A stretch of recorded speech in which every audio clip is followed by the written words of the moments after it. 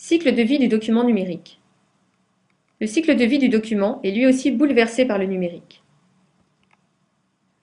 Traditionnellement, le cycle de vie d'un document se décompose en plusieurs étapes. Production, validation, publication, archivage ou destruction. Avec le numérique, ces étapes sont accélérées, voire se succèdent en continu ou en parallèle.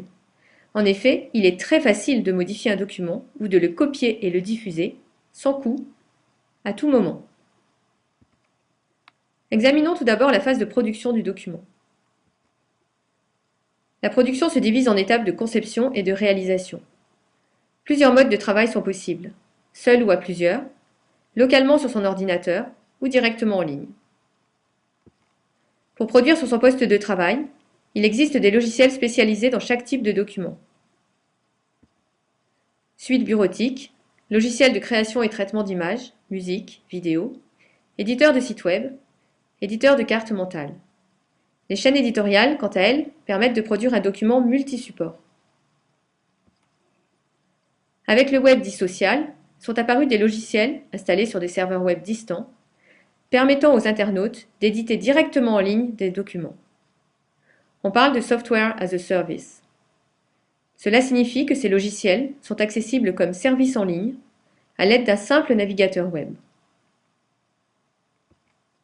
Il existe divers types de services en ligne d'édition. Il s'agit des wikis et blogs, des suites bureautiques en ligne, des services de prise de notes collaborative, mais aussi d'édition de photos ou vidéos simples adossées à leur publication. Certains sont destinés à l'édition par un seul auteur, d'autres sont adaptés à la production collaborative de textes.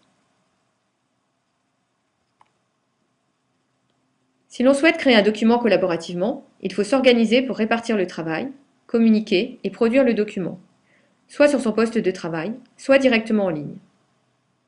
Les collaborateurs jouent le rôle de co-auteurs ou de relecteurs, commentaires, correction des fautes, parfois de validateurs. Les outils de production doivent être prévus pour garder une trace des diverses contributions. C'est le cas des suites bureautiques, locales ou en ligne, ou des wikis. Pour pouvoir contribuer à tour de rôle, soit le document est édité localement et partagé par mail ou déposé en ligne sur un service de partage de fichiers, soit il est directement écrit en ligne grâce au service d'édition du web social, comme la bureautique en ligne ou le partage de notes. Pour retrouver, diffuser et réviser ultérieurement nos documents, mieux vaut les nommer correctement et leur associer des métadonnées. Tout document, une fois créé, doit être nommé de façon claire. C'est indispensable pour retrouver ces fichiers, collaborer sur le document et distinguer les versions. Il est recommandé d'inclure au moins le sujet du document, éventuellement une date et un numéro de version. Si le document est collaboratif, mieux vaut ajouter le nom ou initiale du dernier auteur. Certains caractères ou les espaces sont à éviter dans le nom, surtout si le fichier est placé sur Internet.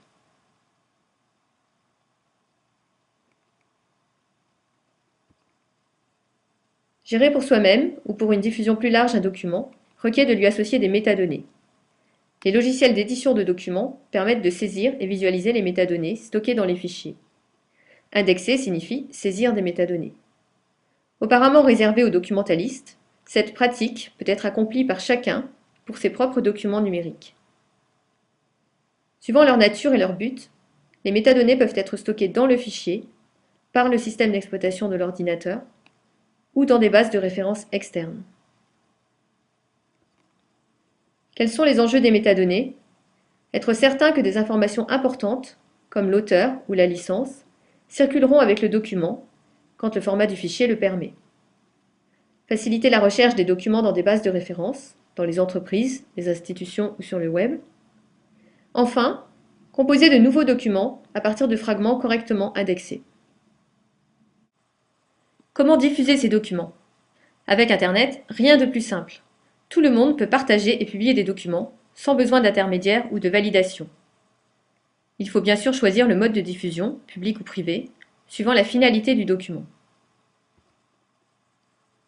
Quand on diffuse ces documents, se pose en effet la question des droits d'accès.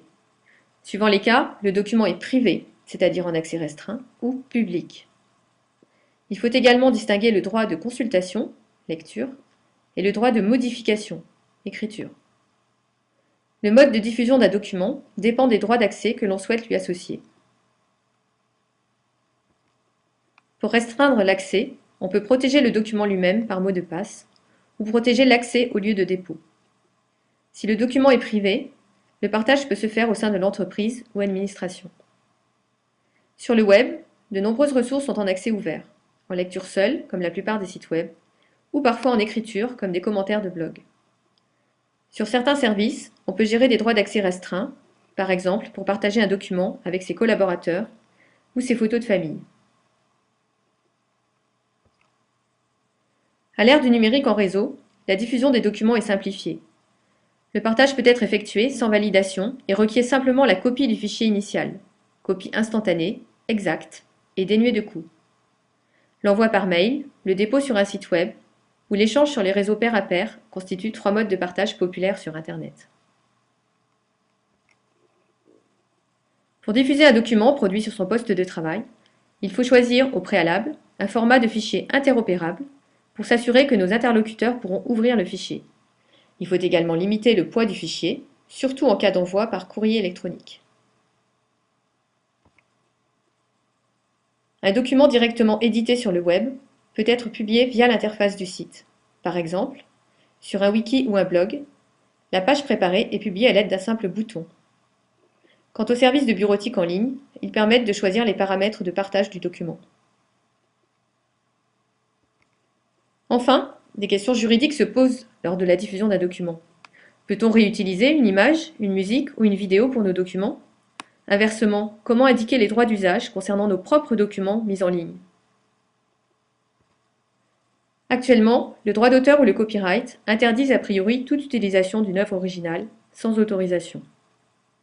Seule la consultation est permise.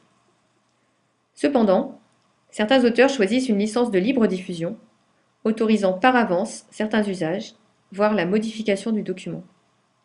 Il est donc important de connaître l'existence de telles licences, voire d'en choisir une pour nos propres documents. Par exemple, les articles de Wikipédia ou les images de Wikimedia Commons sont libres. De nombreux documents sont appelés à évoluer au fil du temps. Le cycle de vie d'un document numérique peut donc comporter des étapes de révision, c'est-à-dire de modification du document. Comme il est facile de modifier un document numérique, les révisions peuvent être très fréquentes.